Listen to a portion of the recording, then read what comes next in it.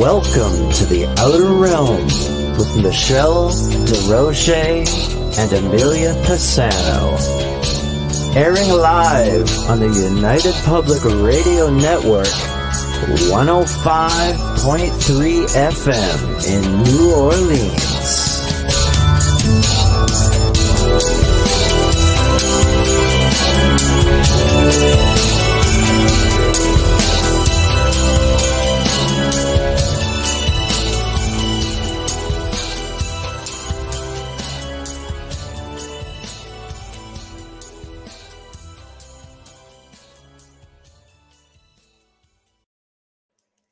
Good evening, everyone. Welcome to the Wednesday night segment of The Outer Realm. We are broadcasting live on the United Public Radio Network, UFO Paranormal Radio Network, 105.3 FM from the Gulf Coast, 107.7 FM from New Orleans.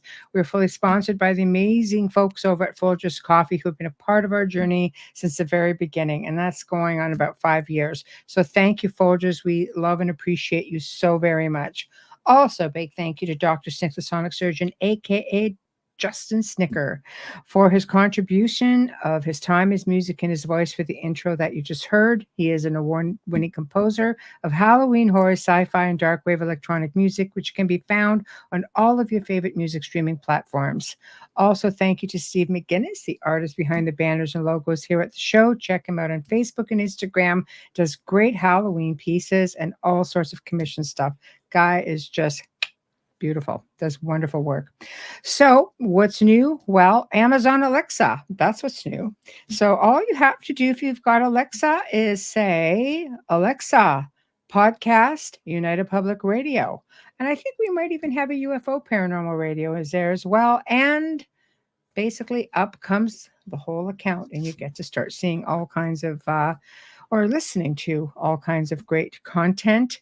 And, it's building up because it's pretty new for us. So please feel free to check it out. Trying to make it nice and easy. You don't even have to click a button. So it's wonderful. So tonight we welcome the return of our dear friend and special guest, Nathaniel Gillis, who's going to be talking about Necronetics, which of course is a study of self-replication of species. Evidence suggests that the dream demon, being the incubus, and possession, of course, all play a role. So that's going to be super interesting. Tulpamancy, you've heard us talk about tulpas many times, so this is going to go a little bit deeper. Also seems to be present within the mask of the phenomenon, or that the phenomenon wears when manifesting to experiencers, not just to us, but through us all at the same time. What about that stuff? It's crazy.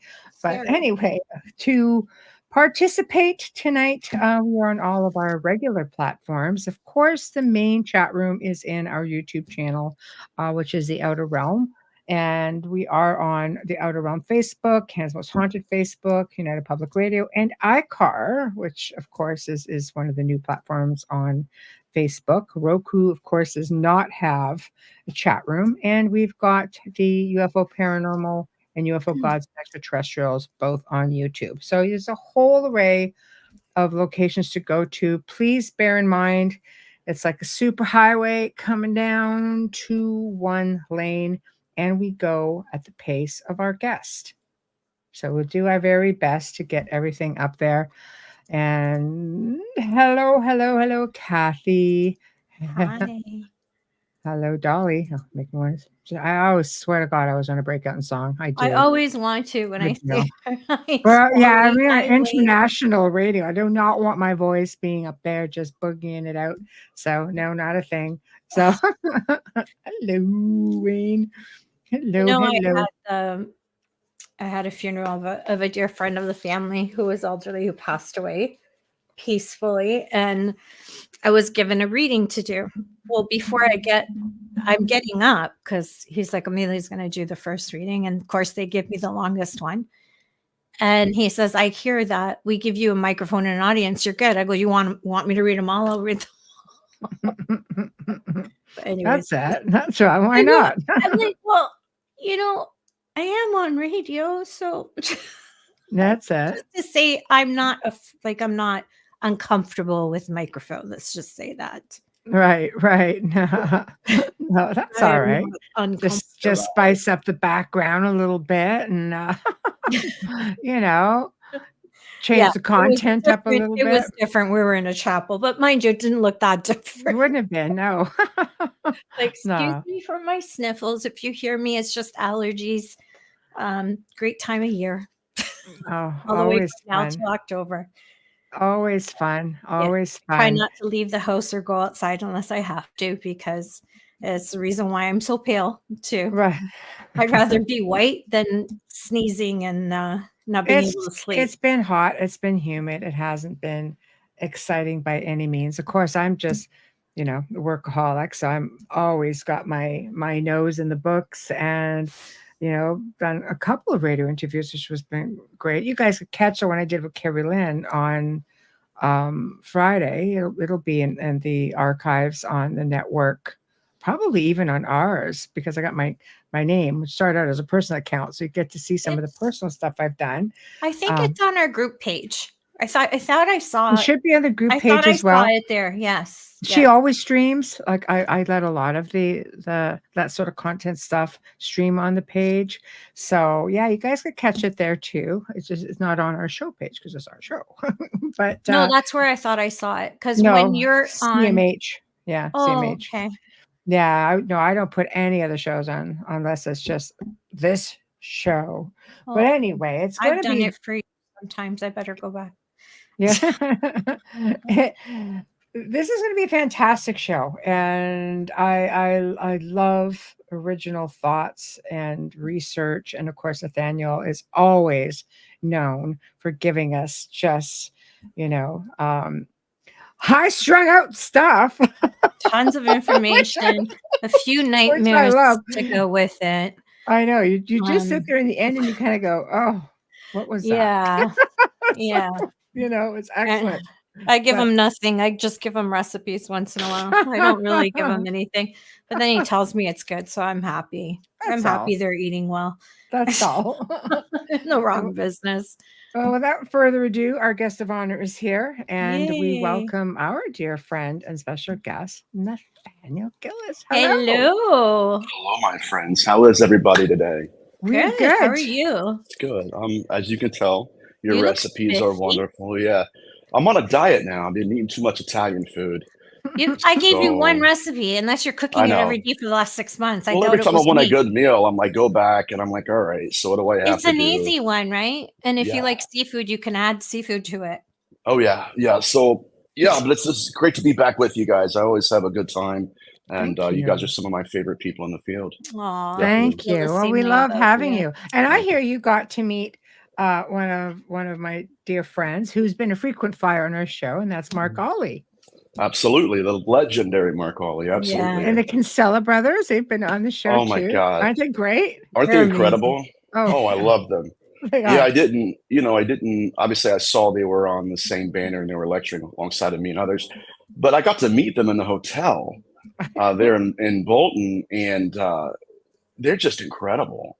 They are. Like, they're a great bunch just out there. Very highly intelligent, obviously, and of course, Mark Ollie. When he did his lecture, he wore like a magician's robe. He does. Did he? And it was electrifying. I loved it, and it was just incredible. So yeah, it was a moment to remember. Traveling to the UK and even meeting Steve Mara, Barry Fitzgerald, and my good friend, my dear friend now, Paul Sinclair, of course. Paul, amazing time. Yes, he's wonderful. He's wonderful. I know most of them out there, and it's just, I saw you heading out. I'm like, oh, now stuff's gonna go on. Yeah, we cover the dark side of ufology, and I felt like I was on an island all to myself there for a long time. And I've messaged probably both of you about it, where it's like, is there anybody else researching it from this angle? And there are and have been, and thankfully I linked up with them, and they've added tremendous value to my pilgrimage.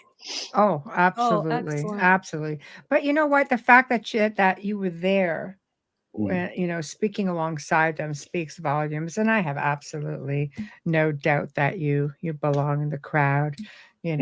So at least in the crowd, and with all the cool kids. Oh yeah, it's funny. Like some of them have been researching the phenomenon longer than I've been alive. I know. Isn't that crazy? Yeah. It blew my mind. Yeah. Because, you have a theory, you're thinking, that's pretty impressive. They're like, no, thought of it. I was like, oh, okay. They're fun, Never mind. Check back on book 25. Oh, yeah. So, they're legends. For sure. Oh, yeah. Mark is often just like, oh, come down to the UK. We're just going to go up to all these places. He goes, and the pub. All right. Yeah.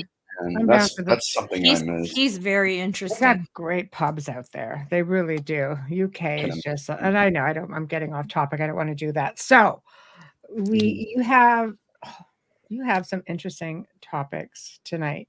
And where do you want to start with them? Do you want to start with Tulpamancy? Do you just want to go into Necronetics? What do you want to start with? Because it's all going to come full circle.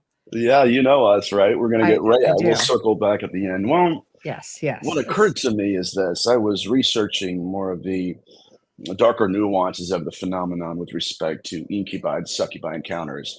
And I kept going over these case studies, poring over them, and bumping up against a behavioral pattern that was cross-cultural and interreligious and nearly constant. And throughout history, at least the experiencers interpreted these entities to be dream demons because they encountered them in a dreamlike state. Yeah, right. And then so along with the dream demon, then you have the incubus. And so the incubus literature, it induced people into dream-like states. And so what I realized was that this was not just a who, but it was a how. Okay. And that the incubus itself was almost the modus operandi of these beings, of an intelligence. And it wasn't just a who again, but to be more specific here, when it would dawn the interface, the incarnation, it would communicate with. It would often weaponize memories, images from that experiencer's consciousness. And so I kept going through these behavioral patterns till I realized that this was not a bug, this was a feature. In that no matter how many incarnations of the incubus, right? Oh, it's a dream demon, it's an incubus, it's like all that. It didn't matter that there were these interconnectivities that united and it created a fabric from which this phenomenon is interwoven. It didn't matter if it was UFO abduction. If there was mating going on, the phenomenon would manifest by materializing or actually donning the mask of someone right in consciousness. And so in my research, I thought, okay, what are these different traits? We looked at this, at least I did, and I said, all right, so you have the visiting of the female with the spirit. The spirit incarnates. It dawns the appearance of a loved one. And I've had cases like this in my own career. A lover or a husband. And sometimes the husband's even asleep. That's weird. They don't hear anything either, right? I'm sorry. Oh, no, right. They don't hear anything. Correct. I've got to correct this light. Yeah. And so sometimes the experiencers are being fed potions or some kind of medicinal substance to where they go to sleep. And in that state, not just of being asleep, but sometimes even in sleep paralysis, something manifests to the experiencer. And one of the seminal case studies of mine happened to me. I was the experiencer. And I'm going to kind of give you this case study and then extrapolate into something larger. But years and years ago, I got off of work. I went to sleep. And in the middle of the dream, there is this shadow figure on top of me. And at first blush, I thought that she or it was my fiance at the time, because it was almost like if you took Ellie, which is her name, if you took her into like a room, turn the lights off, you would just see she'd be featureless, but you could see the hair and kind of, the body shape and everything. Yeah. And so I'm looking at this entity in my nightmare, and I realized this is not, first I thought it was a spirit. Then I thought it was my fiance, but I start trying to punch it and hit it and trying to get it off of me because there was a secondary presence as well. To my astonishment, when I woke up, it was literally on top of me. And oh, wow.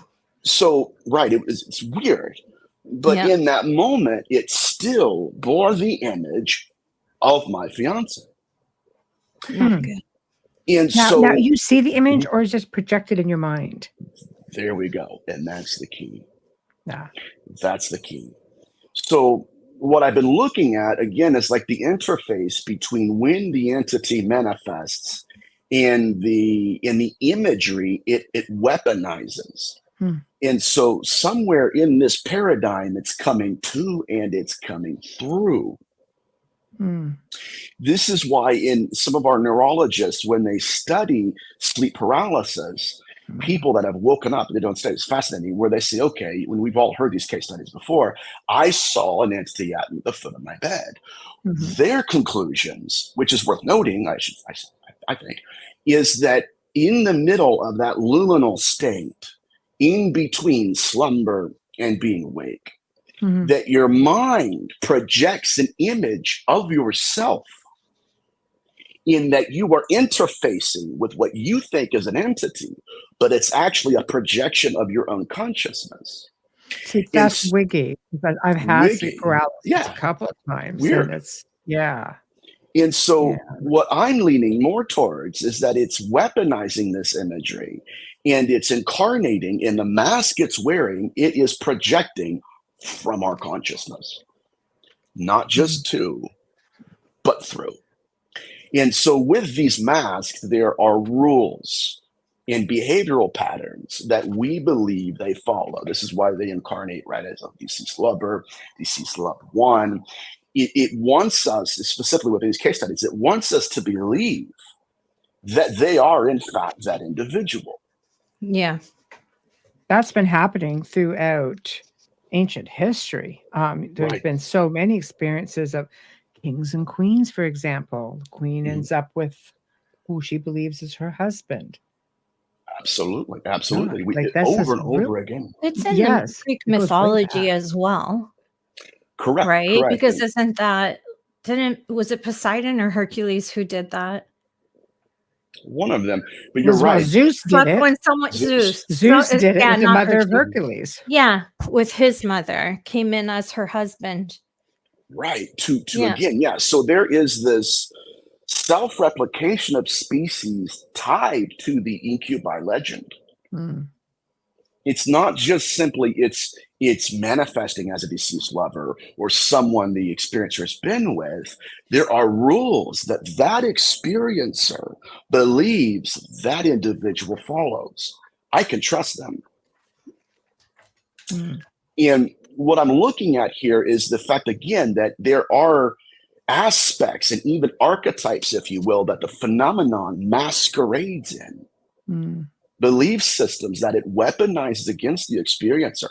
And sadly enough, by the time we realize what's going on, and sometimes even like when I saw it with my own eyes, it still had the visage. So what I realized is, okay, going over these case studies, it happens over and over and over again, in not just incubi cases, some cases where the phenomenon manifests as a religious figure, but the religious figure is not tied to a real historical record. If it's Jesus, it's not Yeshua of the first century. Right. It's according to the literacy and belief system of the experiencer.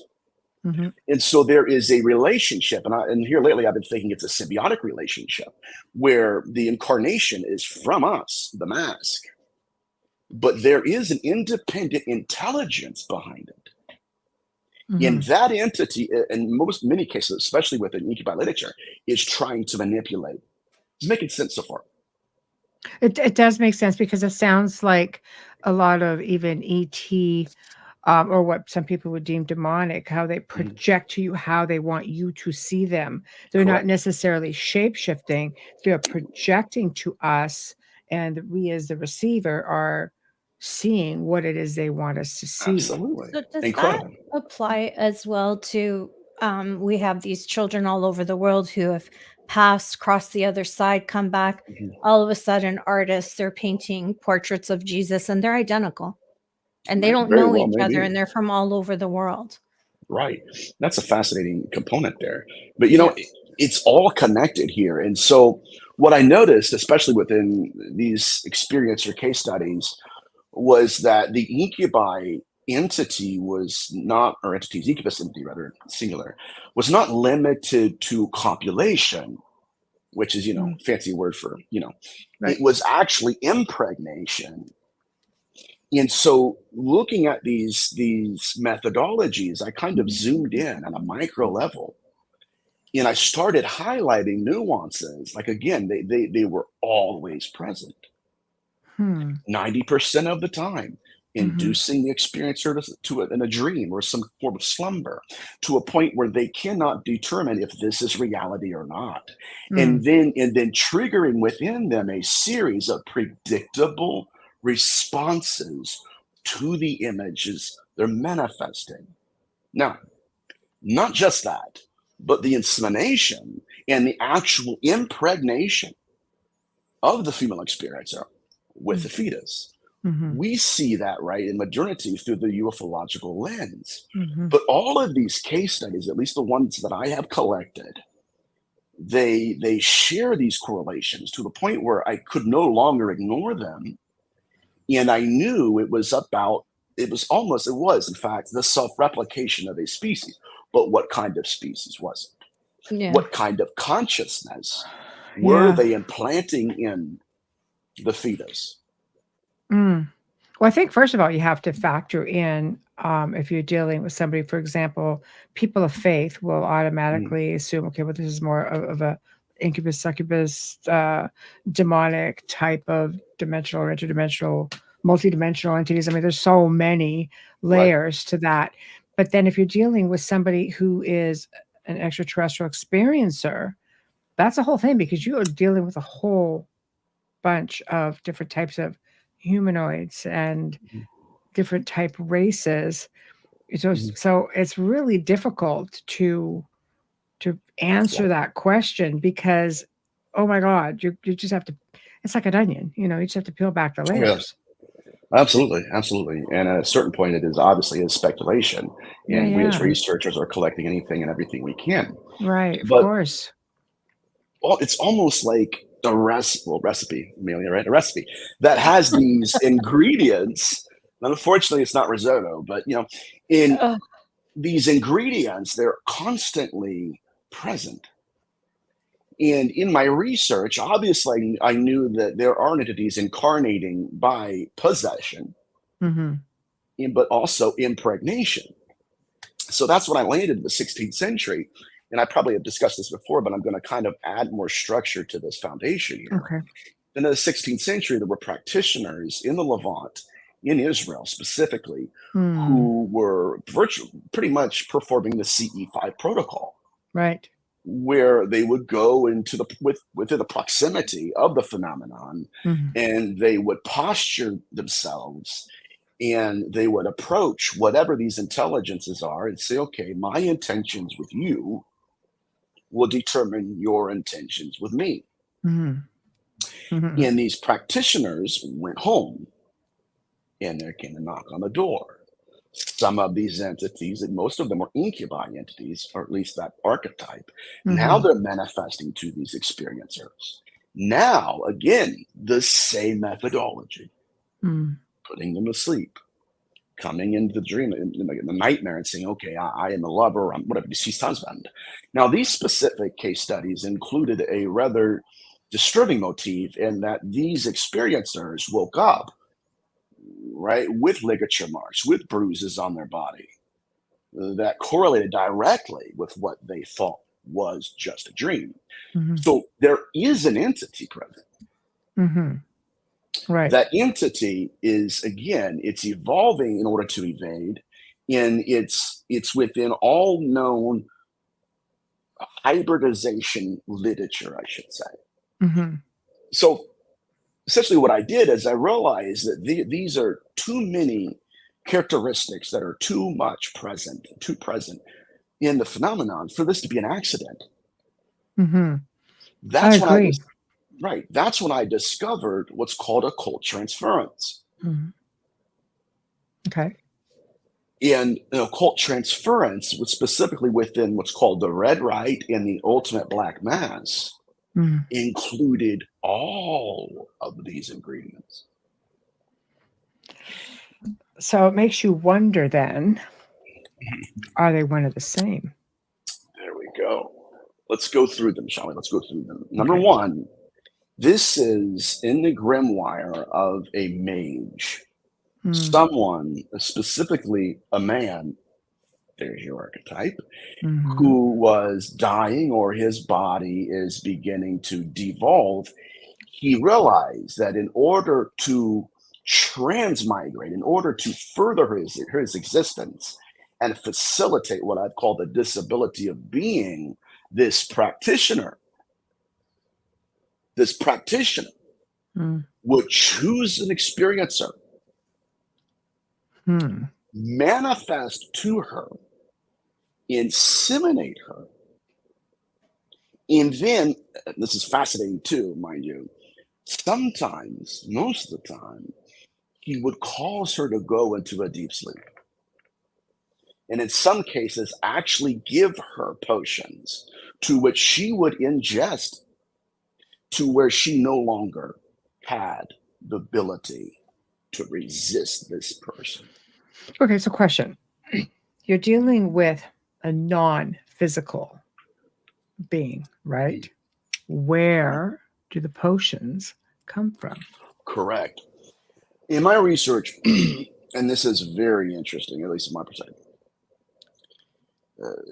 there is an interconnectivity between the occult, consciousness, and technology. In some Witch era literature, these case studies are present, and the phenomenon creates this theatrical production, again, triggering predictable responses. And then at the moment of consummation, the phenomenon rips the mask off. And this is within Witch era literature. And these practitioners realize that this is not just consciousness. It's not just secretions or excretions, but they were being poked and prodded by metallic objects. Technology. Right. So within this particular model, the practitioner would inseminate and then possess the hybrid as a new biological avatar. Now, if that's the case, we would have to find possession and pregnancy in these case studies. Only makes sense. And not easy to find. No. Not easy to find. Because the phenomenon is evolving. In each and every incarnation, it's evolving in order to evade. And part of that propagandistic movement is the idea that especially within if we compartmentalize it all, right? If the dream demon is separate from the incubus, and the incubus is separate from some of the entities that are abducting people, then we'll never have this germane conversation. But if they are one and the same, then now we can go into the Levant, into the 16th century. Now we have context as to why some of these experiencers were not just possessed by the entity, but they were pregnant by the entity as well. Okay, so let me ask this. When you talk about abductions and you talk about, equipment, scientific equipment, things of that nature, could we be dealing with, let's say, my lab, human beings who are giving you screen memories 100%. and this, so a different type of, being in your head and projecting what they want you to know or remember or barely remember. Well, are these women pregnant and carrying full-term pregnancies? Well, very good point. Very good question. So in the D-Book literature, there was a period of time where these experiencers were presenting themselves to the exorcists and the priests. They had no idea what was going on, right? It's weird. It's strange. And most people think you're crazy. And so they were performing the Lavouche method. They were putting the thumbs on the wrist and they were feeling 2 heartbeats in the same body, 2 pulses in the same body. That's when they realized that possession was his pregnancy to them, in that there was necronetics involved. That and this is fascinating too, that was within the second or third month, because they were monitoring the phenomenon, that when the phenomenon took the consciousness of possession out, the fetus was gone as well. All symptoms of pregnancy left. So one question, not sure if you would know the answer to this. How did they know that there was presumably a fetus there? Was the heart rate quicker, a lot faster, as you would find in a pregnancy? Specifically speaking, they were showing. Oh, and they had two pulses. You can mentally too, though. Yeah. Perhaps. So Necronetics, again, this was the concept of the practitioner, which was to create a body in the image of its own apparition. And then it would, now this is fascinating too. Comes from the Golden Bow with James Fraser, who's an anthropologist. He said that some of them were soldiers in antiquity, and they had learned to dispossess their own bodies and to project that body, that apparition, into another body, or literally in another room. Like a step-in. Like a walk, right? Walk, yeah, absolutely. And so I guess what I'm saying here is it possible? Well, I mean, it's more than possible, obviously.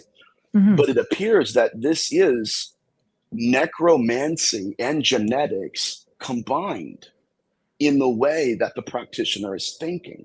To where, matter of fact, behind me, I have rites, rituals written by some of these practitioners and grimoires, where they go to the new avatar. And they hover directly over it. I've had cases like this where with an incubi literature, and they commandeer that new body.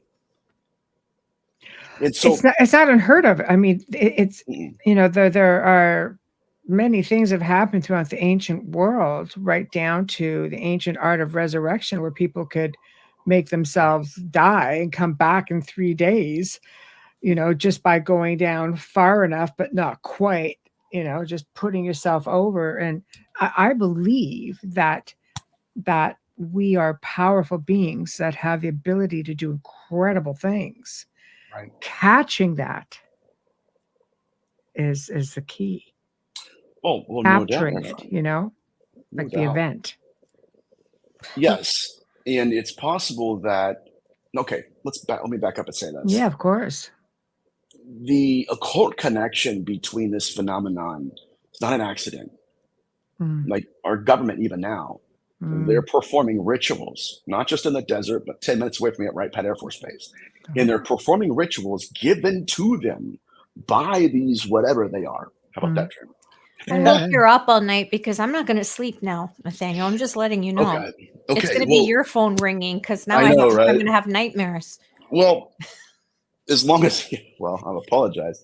No, I'm just teasing you. I find it extremely interesting. I'm following you. Right. And so the ability to incarnate, and in other words, and this gets back into the idea that they were in the Apocrypha of John, they were making copies of bodies. We called them clones.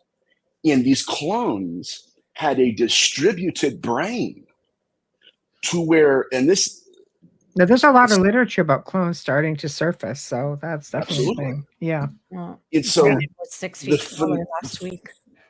I'm sorry? I said Biden was like 6 inches taller. Oh, I know. I saw that picture. I don't understand. He's got those heels he put in his shoes or something, I think, right? Sure. Where like one day you're 8 feet. Oh, no.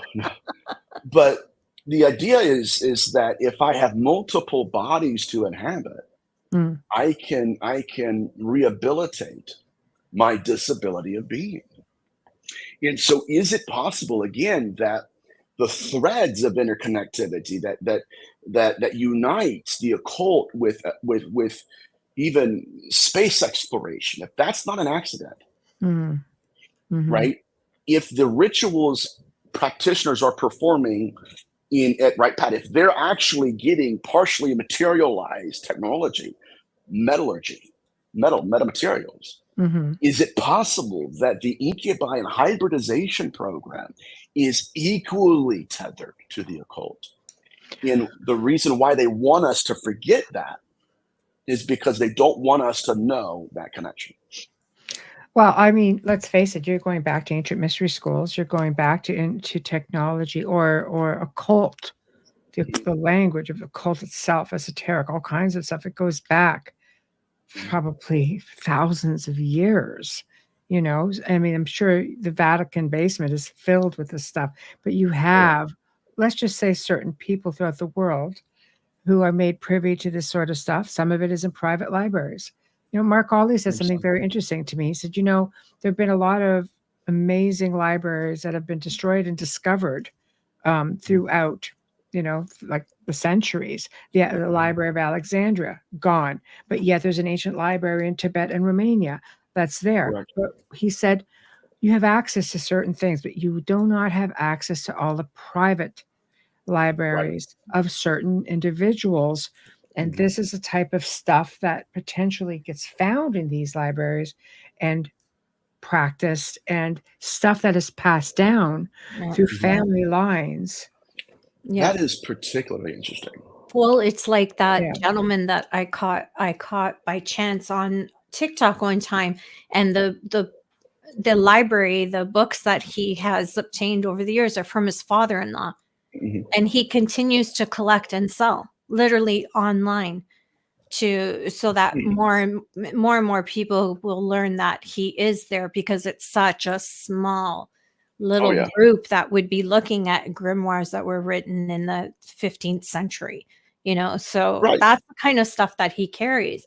I believe anything is possible. And if we haven't learned anything from this great awakening, you have to believe that anything is possible from all of this. Yeah, everything remains on the table. Absolutely.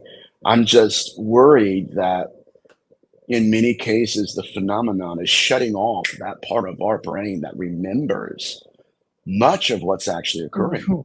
You have to think about, let's just say, without flagging anything or anybody, there's been a lot that has happened over the course of the last, not just decades or centuries, but the last few years, that I mean, I think stress will shut a lot of things off, but there's a lot of things that have happened that is changing us.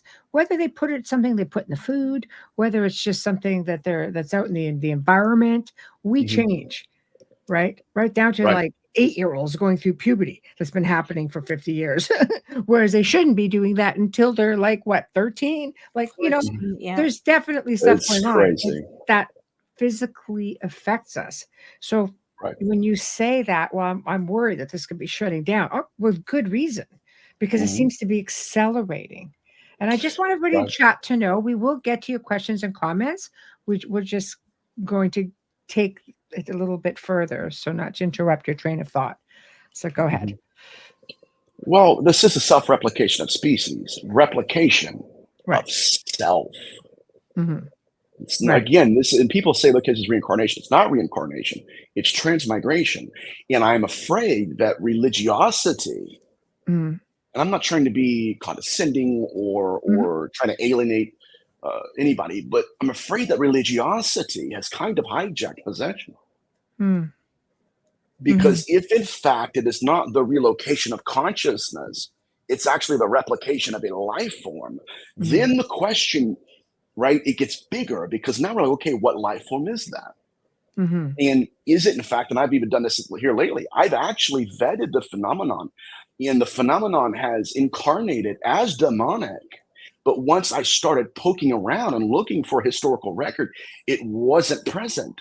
And so again, within the archetypes, it's stepping into, and it does appear to be connected to esoteric rituals. And it's not just that connection. It's not just JPL and Jack Parsons, but I have a case study right now that I'm still working with. And I need to travel and meet him halfway, but I'm going to get video evidence of this. But there is evidence that whatever some of these beings are in fact practitioners in that dimension. Can we put, would it be crazy to put doppelganger into? No, not at all. Not at all. And so the practitioner, though, that I've encountered it's similar to what we would see, right, within Jack Parsons and Crowley and all that. And yet the sigils that I've caught them carving from underneath the skin of the surface, subdermal scarifications, they're interreligious or cross-cultural, which turns, if we're being honest, at least if I'm being honest, turns demonology on its head. Because it is a form of alien math. It's alien to us, right? But it's just another interconnectivity between the occult, or what we would consider to be the occult, and the hybridization program. Yeah, well, a cross between it. I mean, there's all kinds of stories out there about, let's say, certain elite people who are heavily involved in, in the whole esoteric occult knowledge. They're well aware of all the information from the ancient mystery schools, what it does. I mean, right down to being able to technically access, time travel, or let's say time slips. It's a bit easier, I think, to swallow because, I know of people even who have had time slips. That's something that happens easily. So I think with that being said, they have knowledge of all of this, but a lot of these people are people in certain positions of power. 100%. Also, who may be aware of hybridization, maybe. Oh yeah. Without getting full on in there, because I'm not full on in there. So yeah, because that gives me full on nightmares. I know how to pick my battles. Yeah. Right. Yeah. That's some things I don't need to know. Yeah. You're right. Yeah. There's some things I don't want to research that. I want to research whatever comes at me. I want to know what's coming at me. But this is really interesting. So where do these babies go then? Okay, so at least this is, again, from my perspective, and I have to build this point. We are seeing ghosts with aliens. We're seeing guides with aliens. We're seeing aliens with demons.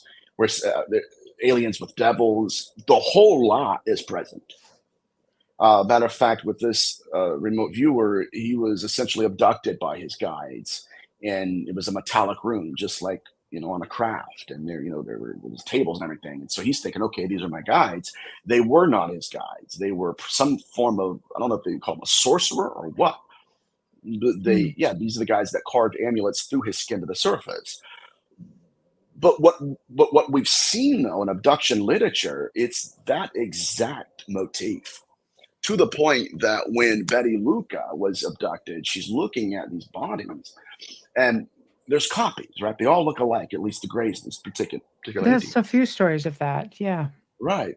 And so she asked one of them, where are these grays coming from, and why is it that you all look alike? And they said, well, they're coming from the babies that we are taking. Again, this transference. And so what I'm worried about, though, is the fact that because it's compartmentalized itself in our minds, it's diversified its identity to a point that now in the skull experiment, okay, yeah, we're talking to Dear and Edna. We're talking about someone who's on the other side. Oh, a skull, yeah. Right. Yeah. They put up a tripod, leave. The next day they come back, and there is an alien staring through the lens. Now, that cannot be overstated. That would be the equivalent of calling CNN and Fox News picks up. Or you call Sprint and Sprint says, oh, by the way, here's T-Mobile. Right. And I have even with Ted Rice, I've been on a show as a good guy. There are people, experiencers, where the phenomenon would run through what I call personal programs, where it would manifest as the archetype, as the guide. And then when that individual started having memories of what was actually occurring to them, they would go back, by virtue of abduction accounts, they would go back to the guides, and the guides are eerily silent.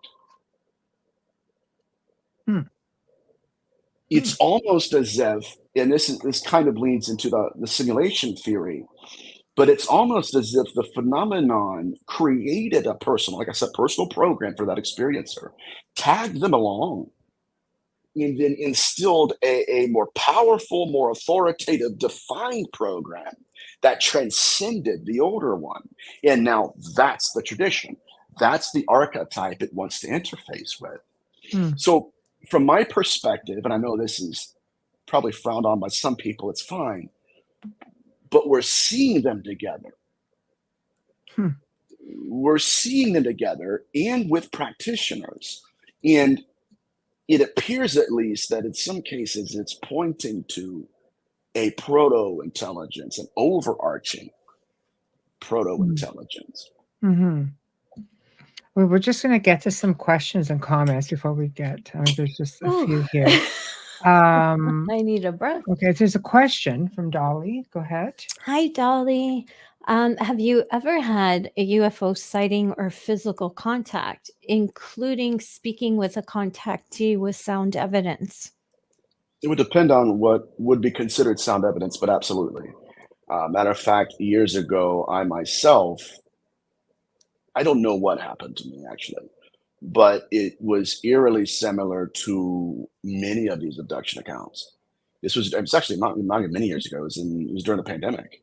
And it was in one of those dreams where I was told to focus on symbols. And there was a female behind me. She had a one-piece suit on, and then I kept focusing on the symbol. I would look away, focus on the symbol. Nothing was going on at all. And then an elderly man walked up to her and said, "How is Nathaniel doing? How's he doing?" And she said, "He needs to focus more." And that's when I woke up. So, I mean, not just me. I've worked with other experiencers. I would, because I know the grades of evidence vary with different researchers, but I would need to know what that would include. But there is photographic evidence where it's not just I had an experience, but there have been bruising, some even bite marks on the experiencer. Photographic evidence, eyewitness testimony, and here shortly the specific case study of the sorcerer, I should say. I'm going to be getting video evidence. I started questioning that bite I had a couple years ago. Now I'm like, rethinking the demonology part to something else. Right? Dolly, If it's good, I'm sorry. No, you go ahead. Right, because if the phenomenon is leaning into an out of archetypes, it's quite possible it has altered the archetype it's leaning into. Because there's a connection here that I have to make, that there are people that say, okay, the demon is a social construct. It wasn't a social construct to experiencers in antiquity. They said they watched it. They said they saw it.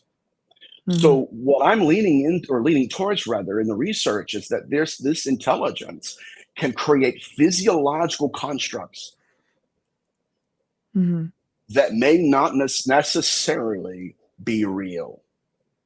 Why would it do that, right? It's like Ed Warren. Oh, I went in there and I saw a devil with horns. Okay, where did that nuance come from? Was that an adaptation in modernity? Or was that based on historical record, right? And if that is a physiological construct, then now we're dealing with the phenomenon that is authoring its own mythology to where it doesn't matter if it's the incubus, the demon, the alien, the ghost, whatever. It's behind them all. And we're believing, right, in the incarnation. For sure. Dolly makes a good point here, though. She said, science fact, pregnancy requires DNA. It's like something would be left behind. Well, yeah. I mean, in the 16th century, perhaps, yes, absolutely. But what's happening now, and this is fascinating too, is that now the scientific method is validating case studies in mythology. And that's pretty much why, this is so fascinating to me.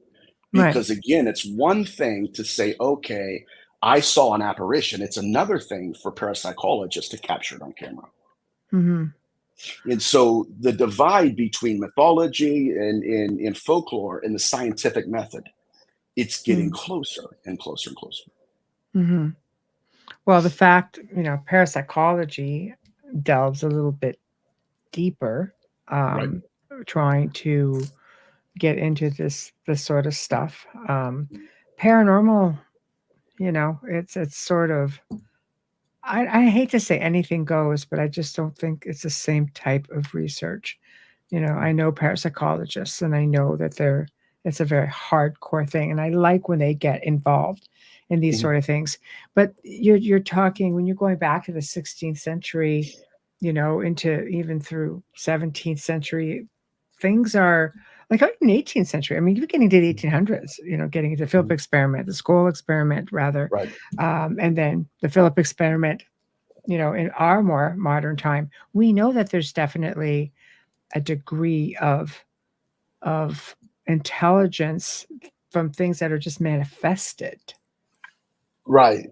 Which brings us into Tulpamancy, I guess. Absolutely, absolutely. So within the lore of Tulpamancy, the more ancient Tibetan tradition where a thought form would materialize, I think that Tulpamancy plays a role in some of the incarnations this phenomenon has.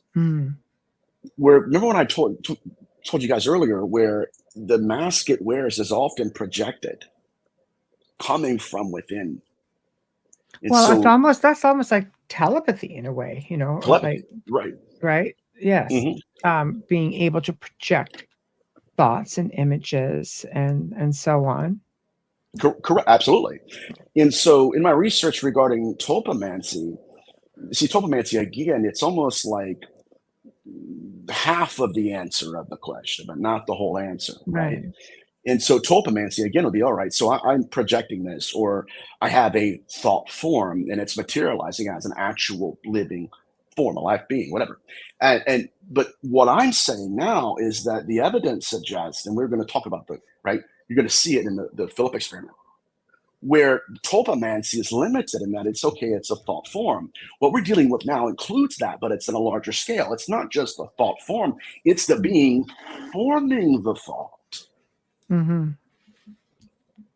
And this is where the Philip experiment is germane, because by the time they had constructed an entire life, an entity stepped into that role. And so is it possible, again, that Tulpamancy is one, again, half of an answer. The real answer is that it's both. It is a life form, thought form, but it is the entity forming the thought it's inhabiting, where, again, it's the projection of consciousness. And so this includes Tulpamancy, it includes Necronetics, and it's all centered around, at least within this specific niche of research, the self-replication of species. These are life forms. But there is, I don't want to ramble. I tend to ramble. While we're on the topic of dreams and manifestation, have you ever heard of,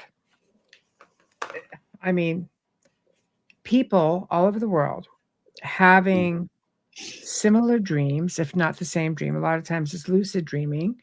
And these people don't know each other, not at all. And they seem to be seeing a man. They all describe the exact same appearance. And the man, he makes them feel extremely uncomfortable, right? They don't have nice dreams about it. They can't even describe his voice entirely because it sounds like there are so many levels of tones in the voice. There are layers of it. So they can't really get, like, is it deep? Is it like really high pitched? What is it exactly? And he always makes weird sounds, or he basically will when he does talk, he always says, "Go north if you want to survive," for example. When he doesn't speak, there'll always be an object on him, like a pendant or something, that will say the same message. It almost sounds like it's the same, but this is more of like on a mass manifestation of the same being in dream state, unlike, let's say, Slender Man, which people just manifested full on in a chat room. So are we talking like the same idea here? Like, is the same thing just seems to be happening to so many people, but in the dream state? Yes, this liminal position the phenomenon places us in, it's obvious to me at least, it's obvious that it's more than just trying to navigate around our awareness or to manufacture consent, right? Because it's, again, when we're dealing with the dream demon, it was only after the fact that they started collecting physical evidence. Okay, why are there bite marks? Why is there scarifications? Why are there bruises on my body? Right. And even with the device, that's a behavioral pattern, right? It's always there. Why? And so then I kind of zoom in a little bit and say, okay, it's not just a characteristic. It's almost like a personal trait, constantly present. How do they pick their, I don't want to call them victims, but they are. How do they choose them? Well, the cases that I've had, specifically dealing with the female, they were monitoring fertility from their youth. And I know that's disturbing. But one lady that had contacted me that I worked with, she said that they were taking her from her youth, that she had these really disturbing dreams. They were taking her to places. She was having issues, gynecological issues. She went and had a hysterectomy, came back, went to bed. And in the dream state, she said they descended down into the room and they began to, again, it's like witch eye literature, right? Poking and prodding with metallic objects. And they're scanning her body and they realized they could no longer replicate. And she said they began to abuse her before they left. So that's one aspect of their, and Amelia hit the nail on the head, victimology, perhaps. And it's shared. It sounds like something almost like my lab would do. Oh, yeah, absolutely. You know, so it's so hard because I truly believe that they have the technology. Obviously, if they're implanting screen memories through drugs and things like that, that how do we know which is which? Because I mean, they're pretty compelling. They're absolutely compelling, and there are some things that, again, the experience will remember. And what they can remember, the bits and pieces that we could put together are nearly uniformal. Sure, the face is different, but the methodology is the same. It's strange. Here's something. If it was my lab, would they be trying to, wouldn't they try to stop Nathaniel from continuing to speak, or is this something that they want out there? So, whenever hindering your research, Oh, absolutely. I have no doubt that's happened.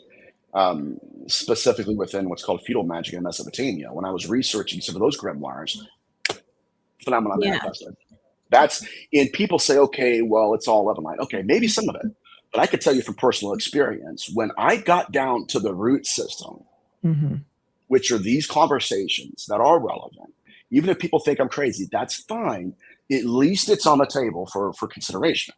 But it was when I started looking at this objectively and saying, okay, how much does this stretch me out of the model of demonology I inherited or the model of ufology I've been taught? And it was only then that I was getting emails like, oh, yeah, my guides told me to tell you they'll be waiting for you when you die. And weird things started happening. And I liken it unto like to what was that show? Truman Show with I remember, right, Jim Carrey. His character, right? Everything was fine until he started asking the right question. When he started pushing back, and why is that car always there? And it was the similarities of it all, too uniformal to be an accident. Right.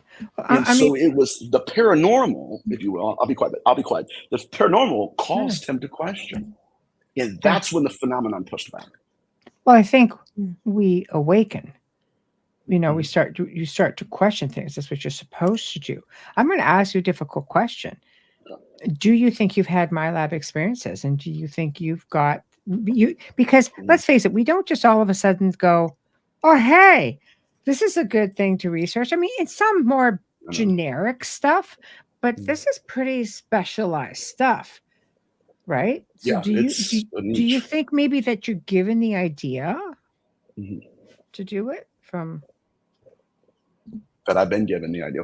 I think that, and this right here has been tested and confirmed, because I did a show with an individual who is not a practitioner within this context, right? But he's connected to virtually every mystery school in the world. Really? And when I was done, he told me, Nathaniel, after we did that show, he got emails from most of them and said, "Hey, listen, he's on it." And I'm not, again, this is not me patting myself on the back. No, I'm trying to say no. We're just trying to. The curiosity is, where did this decision to just, where did this thought come from? Like, because I would say MyLab has the technology and the want and the will to want you to go out there and say this to people. Dolly makes a good point. I mean, they want people to be afraid of, let's say, ET, for example. Because I mean, that's going to be a whole other false flag of crazy stuff going on with that disclosure. That's a whole other ball of yarn there that we don't have to jump into.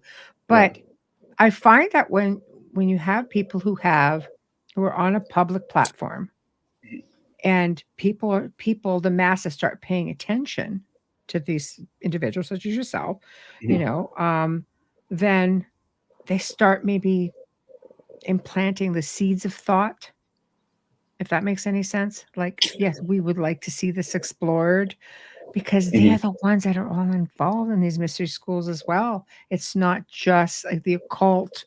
I mean, there's a whole lineage of people who do this sort of stuff. Some of them may not even realize what they're doing. It's just passed down.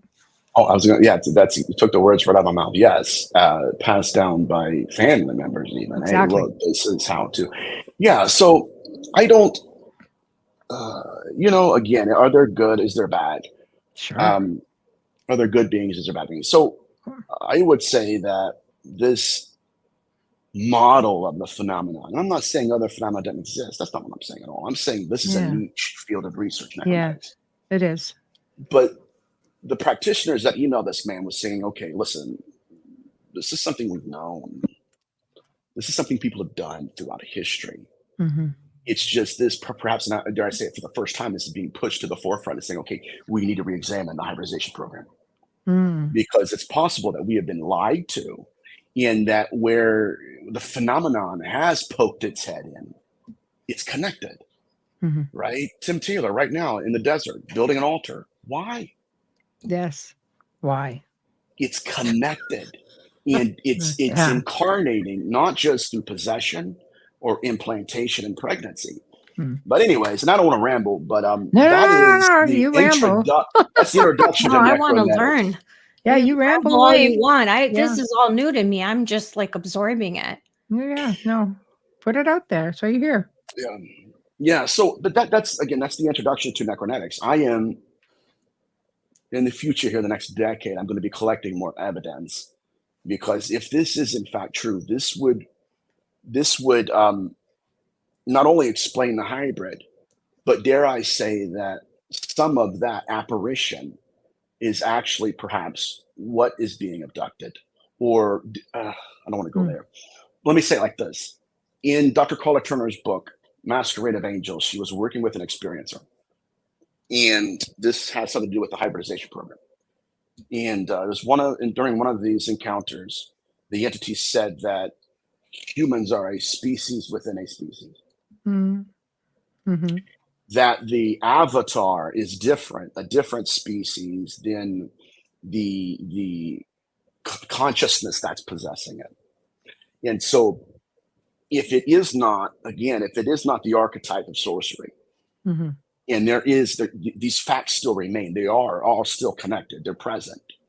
Then we may very well be looking at something that is using all of this as an archetype and mask to hide behind. The evidence is present. It's connected. It's all interwoven. Mm. But the entity itself is different. And so I'm willing to accept that possibility. Mm-hmm. Has anyone that you've researched or sat down with, interviewed, spoken of being fearful or hurt, wanting to stop this? Sad enough, yeah. Oh wow, that's really sad. What's sad though, is and yes, because my eyes got big because you reminded me of the case study. Absolutely, and the problem though is that by the time the evidence is collected, then now we go into the corner of, okay, what is this? Is it consciousness or is it technology, right? Or is it both? That kind of thing. And it's a whole nother show. Just curious, because some contactees with ET, you will have amazing experiences and others not so much. And that's when we started looking into what's my lab, what's real. And any race, like human race, there's going to be good and bad. It's just, it's balance, it's energy. That's what it is. There's, yin and yang. But that's all I could think of was, how is this affecting people? I mean, with the Tulpa, with Slenderman, I mean, we saw how far that went. A child tried to take out another child, That's crazy. That's ancient magic right there. Yeah. You're exactly right. The entity forms the fault, right? Forms the fault that becomes the form of fault. Well, she's locked up for the rest of her life, this child, because she's a danger to herself and to society and doesn't understand why she can't go home. So that's what I mean. I wonder if there's something that stands out over all the years of research of everyone who's ever done it, one century after the other, if there's anything that stands out in behavior after, and does this end for them, or is this something that continues to their last breath? Like, does it stop at a certain point? It could start as early as childhood with imaginary friends. There we go. It's connected. This is a whole. Anyways, I'm fascinated because you're exactly right. It's just a thought. It's not. That's an imaginary friend. It could be until it becomes real. And that is, again, the incarnation to where consciousness is utilized and sometimes possibly weaponized as the mortal portal in which some of these beings incarnate into our world. What about, some people can have out-of-body experiences, astral travel with complete control. But there are those who don't even realize they're doing it sometimes, therefore have very little control. Right. So in doing so, are they opening themselves up to being a vessel because they're pretty much perhaps leaving themselves unattended there? And you hear these stories often, people in comas or people who just leave the body, come back, someone jumps in, guy wakes up from a coma, has no idea who his wife is. His wife's like, you are definitely not my husband. Absolutely. Same idea? It's very prevalent. Absolutely the same idea. The walk-in, the walk-in with Ruth Montgomery's theory is kind of a transient version of perfect possession of Malachi Martin. Let's go down that path. Malachi Martin. So possession being pregnancy, Malachi Martin, it was his theory, his philosophy even, he taught that, yes, there are people who the walk-in just decides, and this is what we're talking about, to stay. And that is, and this gets into criminology, Amelia, we both love it. It's fascinating. Let's get into criminology because Malachi Martin said, okay, that's why you have the physician or the deacon who for 45, 50 years, right, loving family, faithful to his wife, has good credit, all that, and then out of nowhere, there has to be some form of darkness behind something like that. It's an evil negative act. Yes, absolutely. even to the point where Jeffrey Dahmer was performing necromantic rituals, pulverizing the bones and fanning it. That's not him. So there's something, again, the walk-in theory is relevant. But in my mind, at least, my approach to this is, if they're connected, why did they connect them? And is this a possible explanation? Well, Manson ran helter-skelter. That was all his, and he didn't pick up a knife, but he managed to have all these people killed. Yep. And he told them, I was here. I didn't do anything. It's, yes. And this, in some of my research, at least, especially with respect to case studies, you see, the masks are different. The aliases are different. But from what these experiences are remembering, they're remembering the same methodologies. And that's in antiquity and it's in modernity. So there is a there.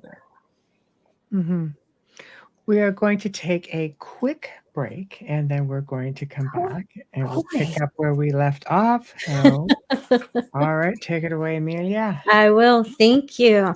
You are listening to The Outer Realm with Michelle Desrochers and Amelia Pisano, coming to you live from the beautiful city of New Orleans on 107.7 FM radio, as well as on the Gulf Coast, listening on 105.3 FM. We are live on Roku, and you can listen to us on Alexa Prime now. And we have archives everywhere. So if you've missed a show or you want to go back, Nathaniel's been here quite a few times, and we love him. That's why we keep bringing him back. And that's who our guest is tonight, Nathaniel Gillis. And we are discussing necromantics and tulpamancy. Right. I'm absorbing it. This is all new to me, but it's freaking interesting. Okay. It is so good. So if you're just tuning in, don't worry about it, because you can stream any of our archives on any platform that you normally use. Simply search United Public Radio and then The Outer Realm to find us. Remember to click like and subscribe and add us to your playlist so that you never miss an episode. Don't forget to share us with your friends and family. And now for the big shout outs and all of our love and gratitude, we want to say thank you to Folgers Coffee for your continued support since day one in sponsoring our show. We love you to bits, and we hope that this is a lifelong relationship with you. We adore you. Next up, our fabulous banner and promo media is courtesy of Steve McGinnis. He's a horror illustrator. He's an artist that creates commissioned pieces, not just horror, fabulous pieces. And you can find him on Facebook. Thank you, Steve. Our intro and outro is courtesy of Dr. Snick, the sonic surgeon, also known as Justin Snicker. He is an award-winning composer, vocalist, and musician. You can find him and his music on Amazon and Bandcamp and stream on any platform that you normally use. Find Dr. Snick on Facebook and Instagram. Thank you, Justin. Lastly, you know the drill. If you're watching us on YouTube, hit like and subscribe. And if you're watching us on our Facebook group page, The Outer Realm, please hit like and invite your friends. Thank you. And with that note, we have the podcast awards. And right now we're going to play, our Grand Poobah is up for an award. Here we go. News on the flip side. It's time for you to get out and nominate your favorite podcast. There's an amazing show I want you to consider for the People's Choice Podcast Awards. The News on the Flip Side, in the category of politics and news. News on the Flip Side is a much different news and political program, which is not deemed as opinion news. Listen as anchor host Joe Montaldo brings you just the facts from trusted sources, which will allow you, the people, to make up your own minds on the various stories being reported on.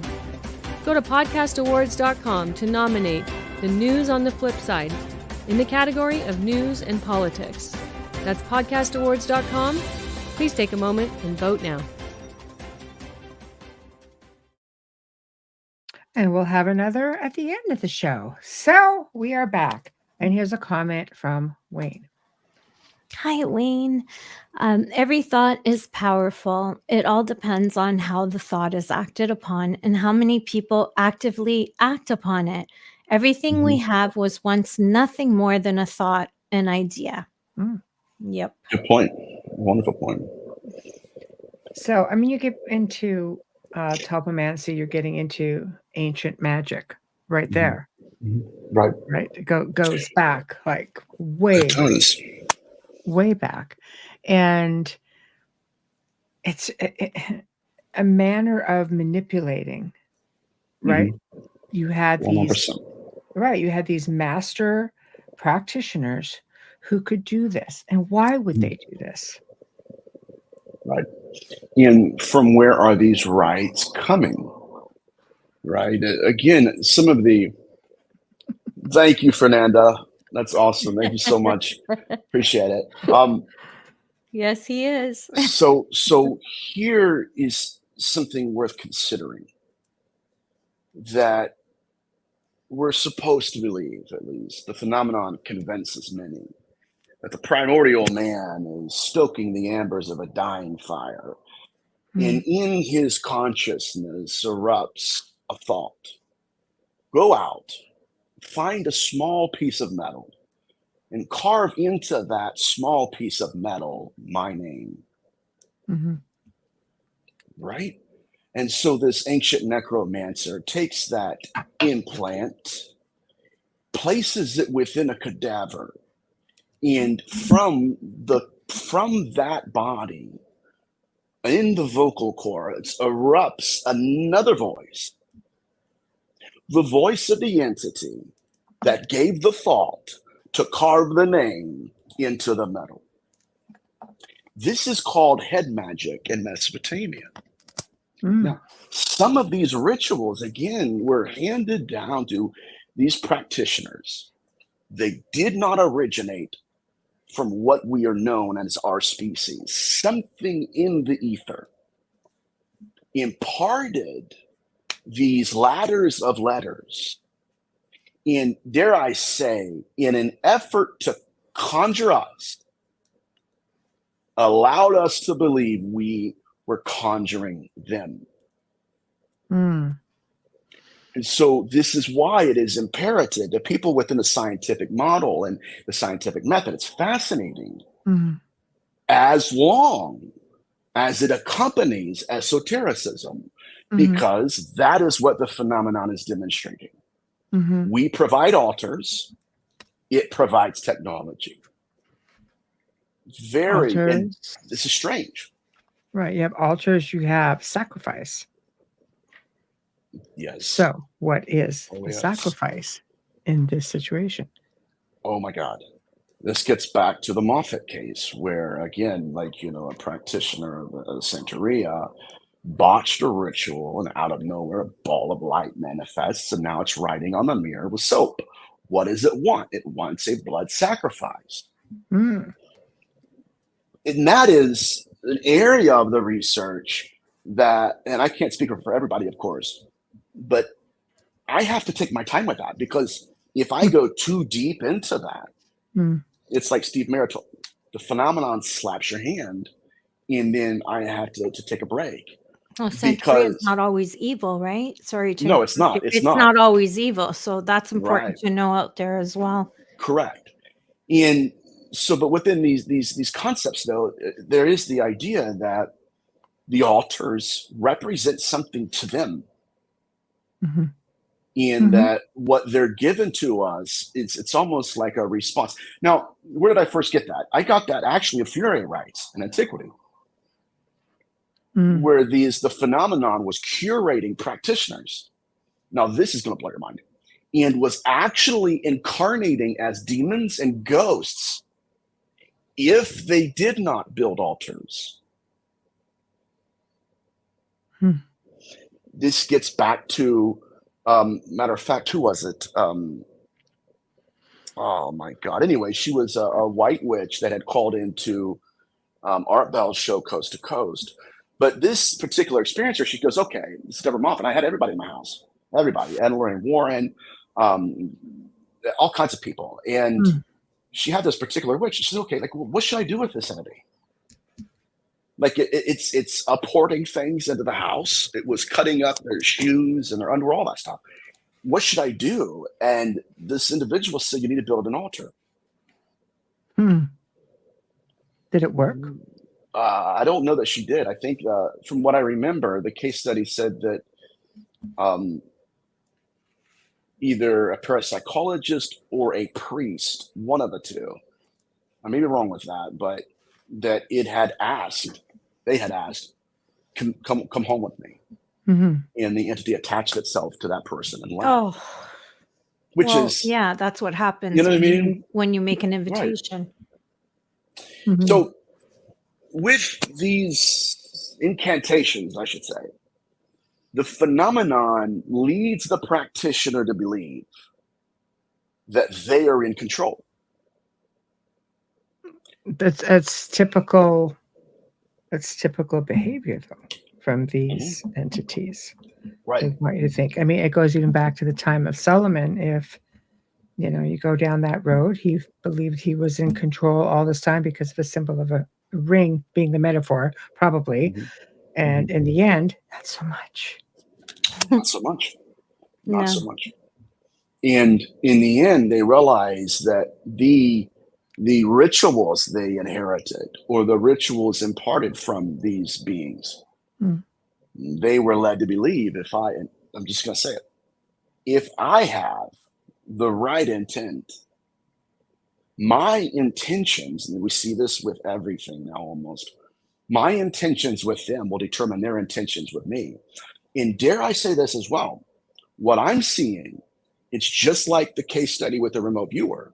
By the time you employ what they tell you to employ, you are introduced into a new system in the proto-intelligence, right? Oh, I'm just a guide. Why not? That proto-intelligence is not just a guide.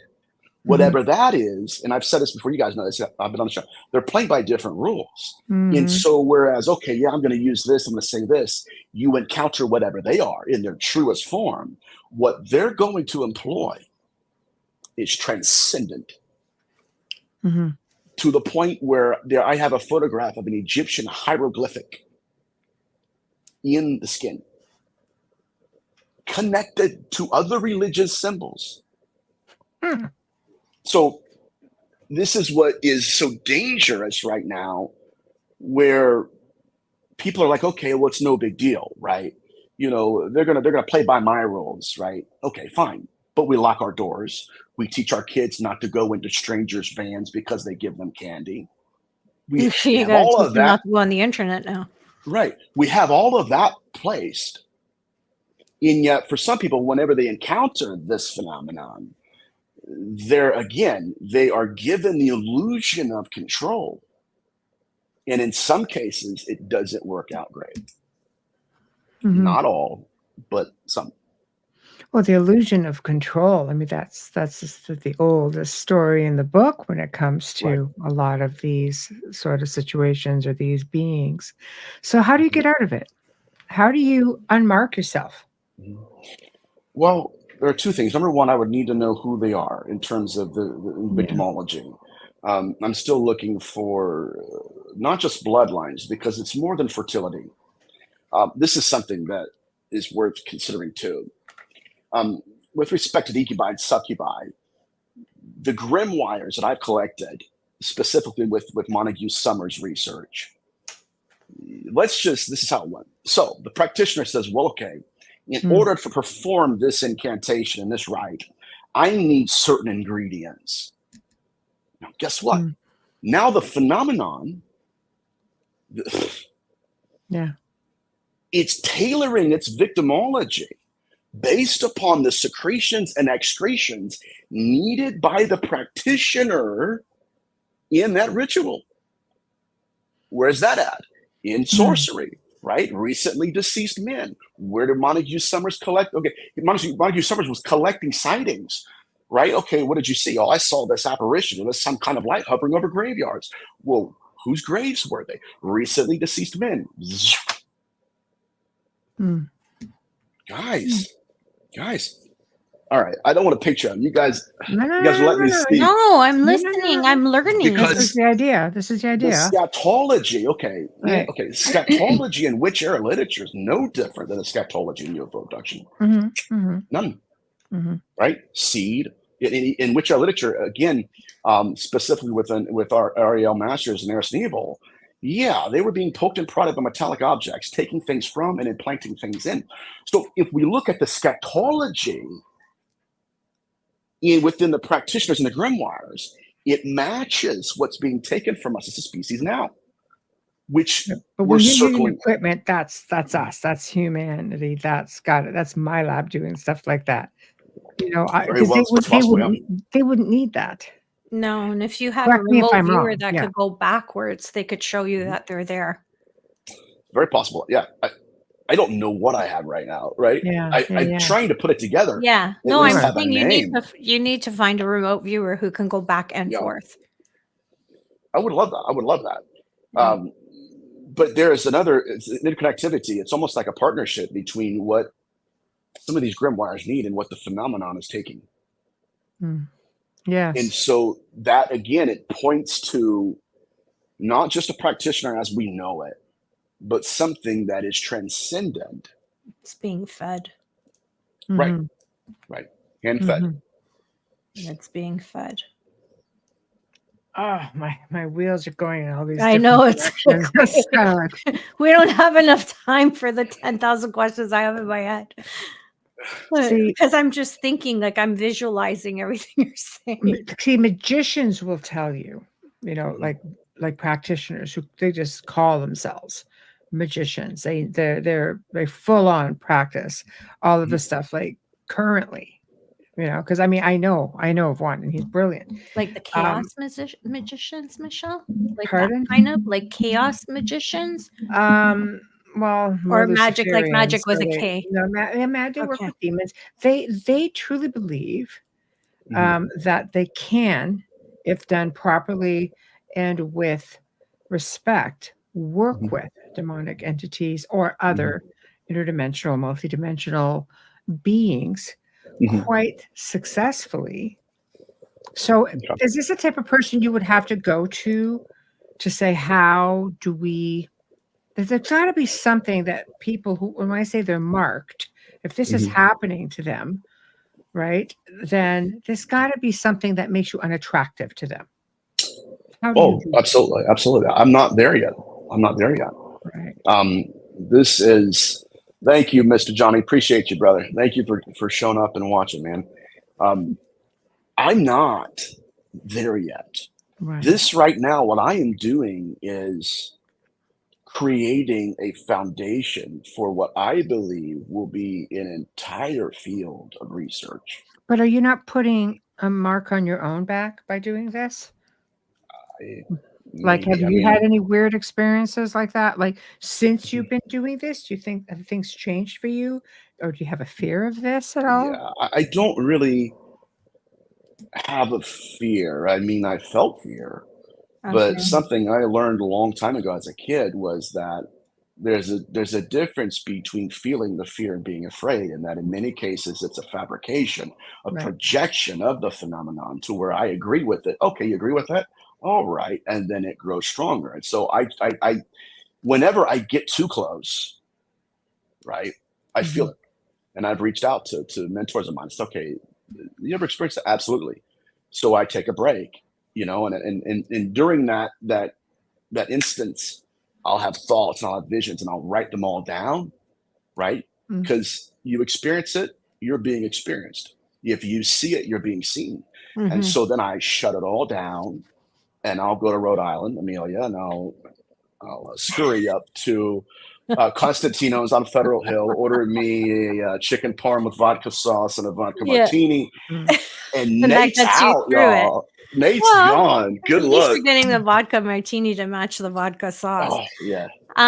Do you know how to protect yourself other than going up to Rhode Island to eat? Because, winter's coming and you're still going to be doing this in November. I can't do that. Yeah. Okay, so here's how I do it. And it doesn't work for everybody. It works for some people. I center myself Now, I'll be honest with you. What I fight is not, it's not physical, mental,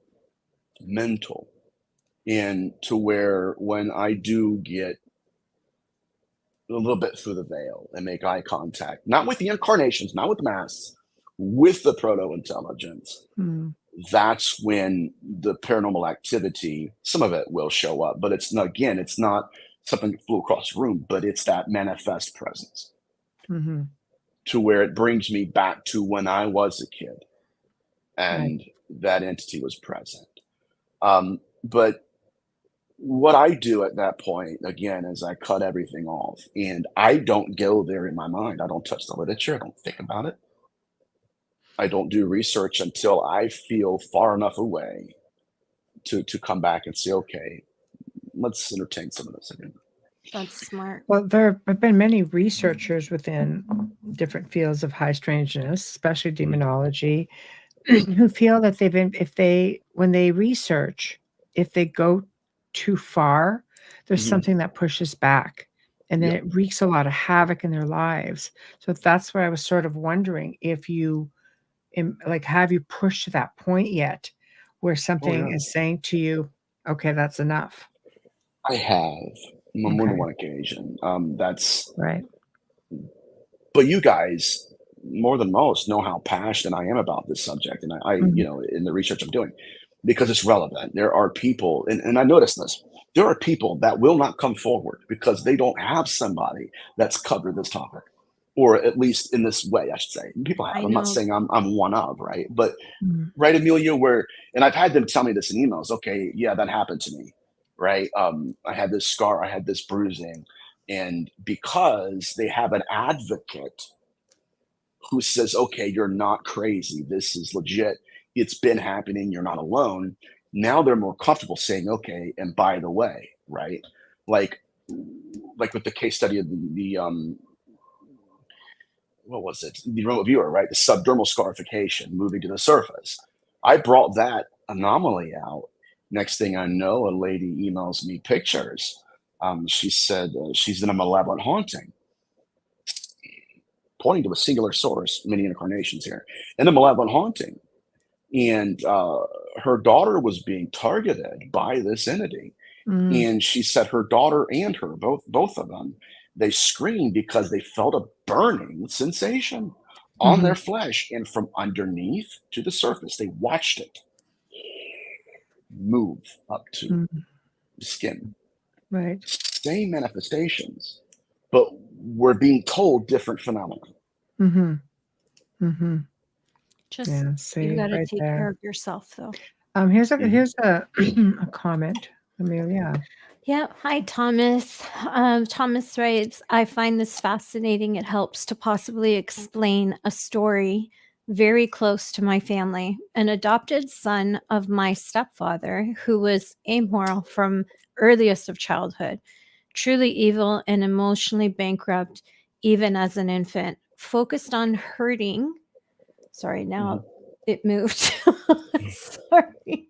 Focused on hurting and alienating all who entered his world. Purposeful, emotional destruction towards his parents, friends, associates, and his own children over time. Nothing could save or reach this individual towards invoking change. Here we go. Another one. Yeah. How to Tech. Hi. Big fan of your work, Nathaniel. It sounds like a combination of the Pennywise, Deadlights, and Body Snatchers too. Have you heard of the book called Apocalypse by, I can't pronounce that name. They reference the entity. I don't think it's a good idea to read it out loud. Just from my experience. Yeah. First of all, How to Tech. Thank you so much. I appreciate it. It's and I understand it's not for everybody, but for those who it is for, it's interesting. I appreciate the encouragement. I haven't heard of that book. I will read it. And I have like a queue right now of books. Like I have my buddy Necronetics sends me books, and like I've got to read them, right? Yeah, so I want to add that to the list. But yeah, thank you. So where do you go from here? I mean, we're slowly cringing up to the top of the hour very shortly. So where do you go from here with this? I mean, it's clear that you want to make this whole area of study, like parapsychology, you've got demonology. Is this the next category that you're hoping just to bring to light, and hopefully people jump on board and everybody sort of adds to it? Or yes. What do you want to do with this? Well, I'm creating a linguistic umbrella from under which many researchers of all kinds of studies, right? Different fields. It could be the science, parapsychology, whatever. As long as we're uniting for one cause, at least in this context, going towards collecting any and all evidence, I think that there is what it's called pattern confirming evidence.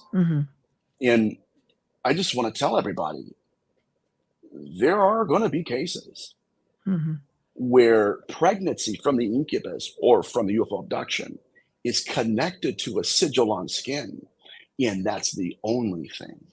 That's funny because the film The Seventh Sign. Yes. It was a sign before it was a pregnancy. Right. That's an old film.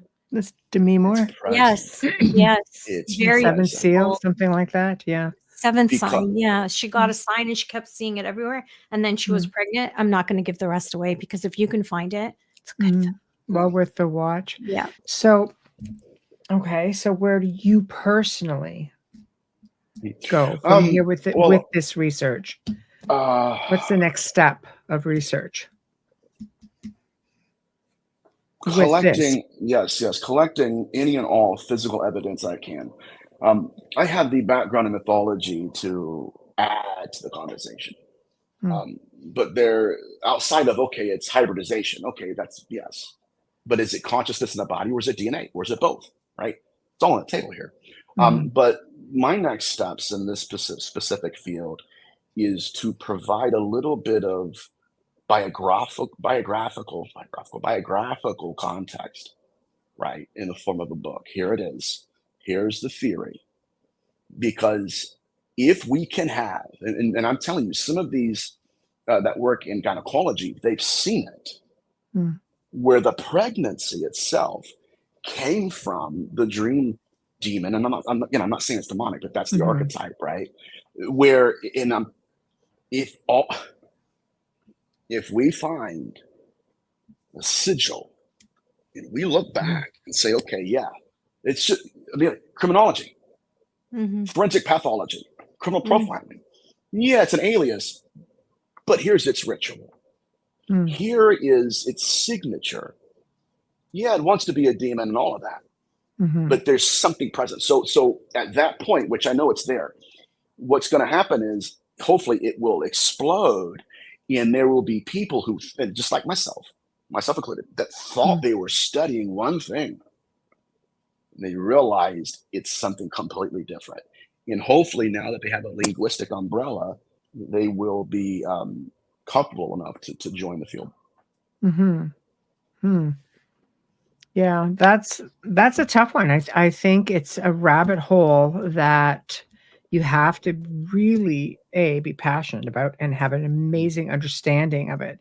Like you seem to have developed an understanding of where everything goes. You come to a fork in the road, you automatically, instinctively seem to know where else to go with it. I think you would have to lay out, the platform for people to, I guess in layman's terms, where people could really understand it. Because in this field and other similar fields, people will research and you could probably slap them upside the head and they wouldn't know what was that or what to do with it. And I don't mean that facetiously. This is something that's relatively, what you're suggesting, something very, very new. And I just don't know necessarily that they would know where to go with it. Like there has to be some sort of platform laid out, like an instruction manual. Right. Yes. Something that says, this is some, and again, I'm still collecting evidence. I mean, some of the sigils that I have, real quick, because I know we got to get out of here, but in the incubi literature, these experiencers had symbols and sigils carved underneath their eyelids. See, that's crazy. So it's present. Their lips too. Yes. Every time they close their eyes, That was the darkness they should have feared. It was the phenomenon. And so my point is, and I need to highlight this before I get out of here. Yes, that's just mythology until it's not. Right? And so there's a bridge being created right now.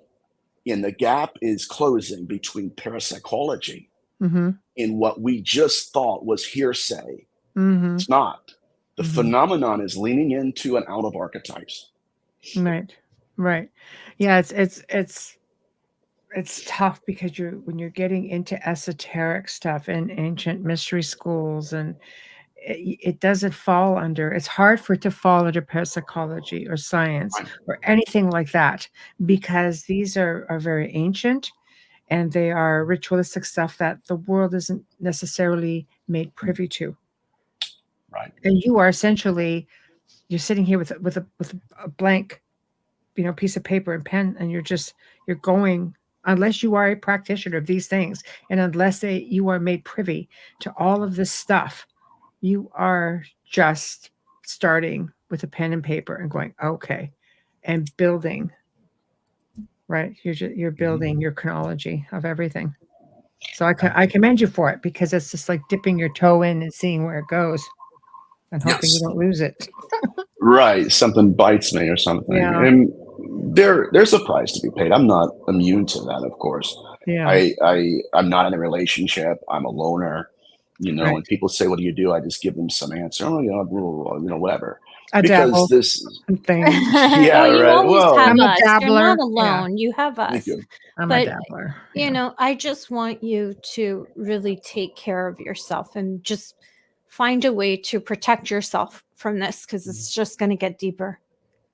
Yeah. And I know, because you're digging and you're not stopping. Just find a way to protect yourself, please. I will. If I come across something to where, because the phenomenon targets researchers. No doubt. It does, yeah. It does. Everything. The deeper you dig and you start scratching the surface and you start getting beneath the surface, you're getting not into just, there are things out there that don't want you to know, but there are people out there that don't want you to know, that are much more dangerous. For sure, just as, but sometimes much more dangerous, because desperate people do desperate things. Yeah, I agree. Right? Whereas these things don't have the fear of being found out or being, it's just status quo, business as usual. Right. But people, human beings, they're the ones that have things to risk. They're worse than the ones demons that want to stop you. Yeah, I'm not afraid of demons. I'm afraid of people. Right?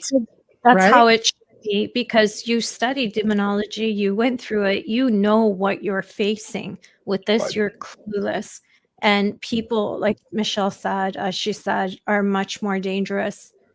And you'll never, without knowing them, you'll never know when it's coming or where it's coming from. So just be careful, please. They want you to see how far you're going to go and see. You may uncover stuff that they don't know. So they'll let you go.